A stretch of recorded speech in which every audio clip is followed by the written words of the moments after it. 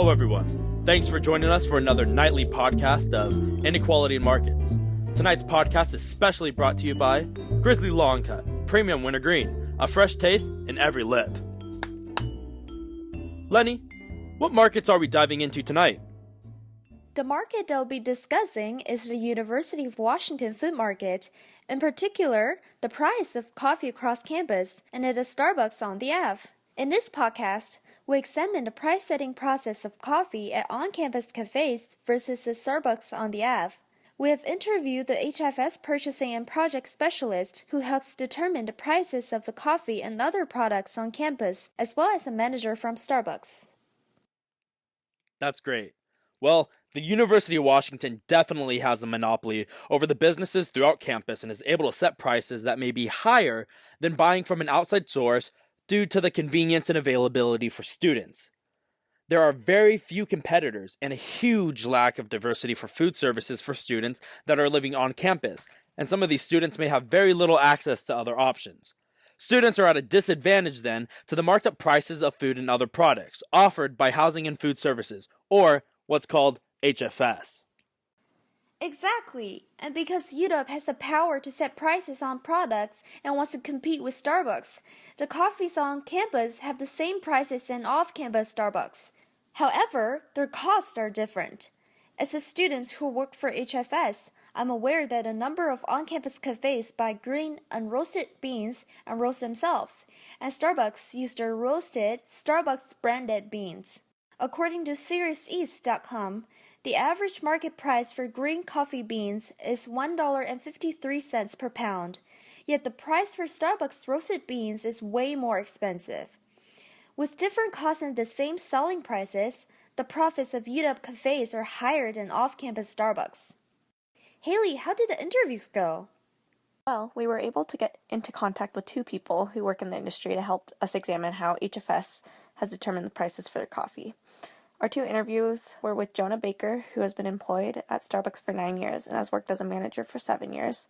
We also interviewed Cara Carlson, the head of HFS purchasing. We tried to contact someone from corporate Starbucks as well to get access to information on Starbucks pricing, but we were unable to meet with anyone. Our first interview started with Jonah Baker. Thank you so much for being here with me today. Do licensed Starbucks, such as the ones that would be on the University of Washington campus, or those in Safeways, have to pay royalties in order to use the Starbucks brand in its coffee?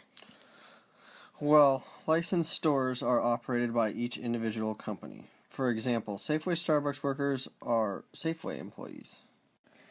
Will you hire based off if someone has a criminal background? Are there any disqualifying reasons to not hire someone? Well, we complete a background check to which we either get a pass or fail. Otherwise, the interview is the most important part of the hiring process.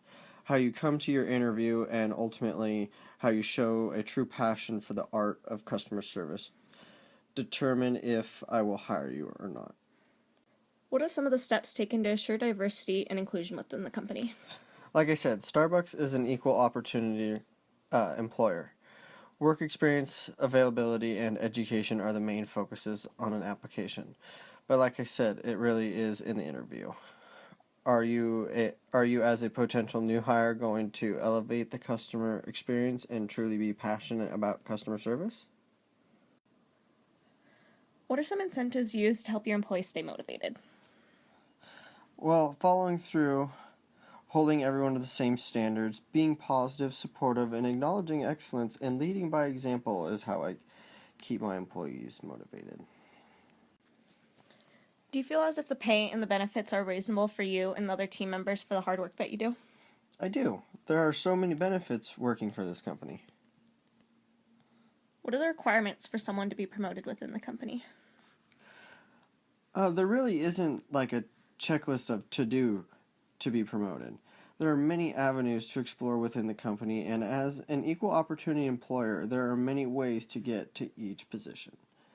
There's a lot of diversity at Starbucks, in my opinion, one of the greatest things about this company. So I guess I'm saying many things go into each step of a promotion, but there are just as many ways to get there. What are some of the positions within the company that employees are able to promote to? Partners, as far as I know, can apply to any position within the company given meeting potential requirements and or experience. Great. Thank you. Mm-hmm. In this interview, I wasn't able to get direct information on the pricing of Starbucks coffee and how the prices are determined, but I did learn that licensed stores such as Safeway, or in our case, HFS, are employed by those companies and not Starbucks. I also learned that Starbucks has a high value on diversity and equal opportunity when it comes to hiring as well as promotion within the company.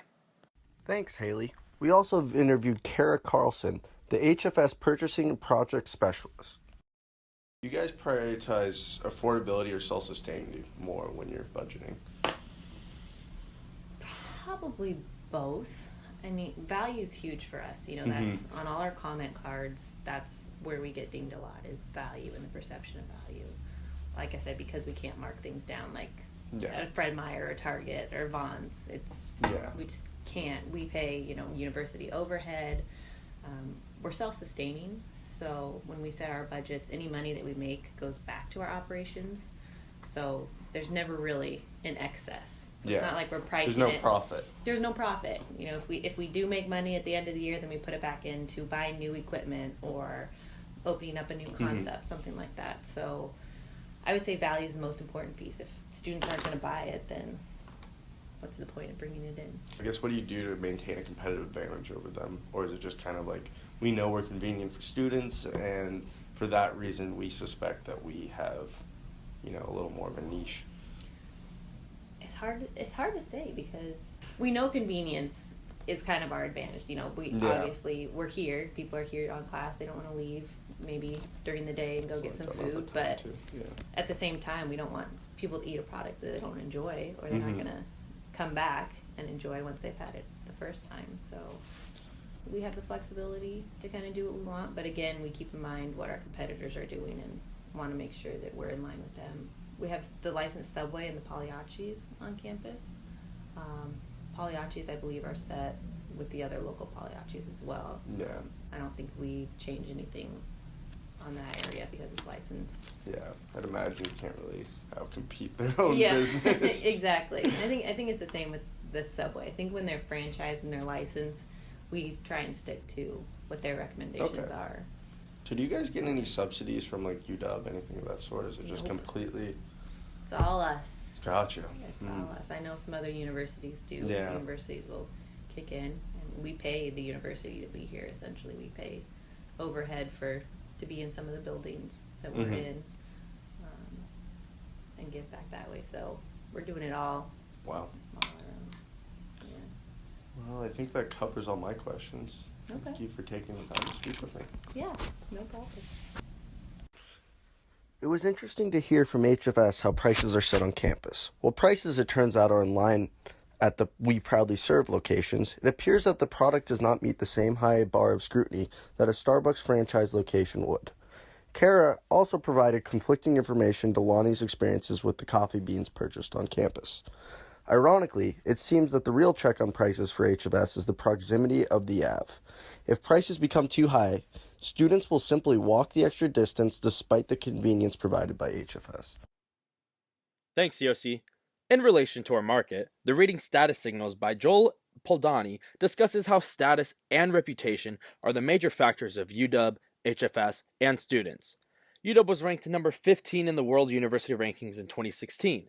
UW students are inherently status-driven, and like the UW status, they are also drawn to the status of Starbucks. The coffee is associated with the reputations from both UW and Starbucks, where the latter would indicate an even higher reputation and quality. Well, to quote Podolny, at a more fundamental level, they, or social cues, help us make inferences about the character of those in the room. Who is smart, who is stupid, who will make a good friend, who is to be avoided. People may view students at UW as being of higher intelligence and driven to become successful. Conventional measures of success are usually associated with high status levels. Thus, people who prioritize status will buy UW HFS coffee not only due to convenience, but also the high status of the UW and Starbucks brand. And, ironically, without the students and their hard work and high intelligence, the UW wouldn't have the reputation that it does. This flow of status, as Podolny stated, is well documented. Status flows through the associations and through relations that involve either exchange or deference. It is similar with the consumers as Starbucks coffee. Without the consumers and their high expectations that Starbucks has created as a company, they would be just another small coffee stand. Very well said. And all in all, UW-HFS is a monopoly that involves inequalities in terms of its power to set high prices.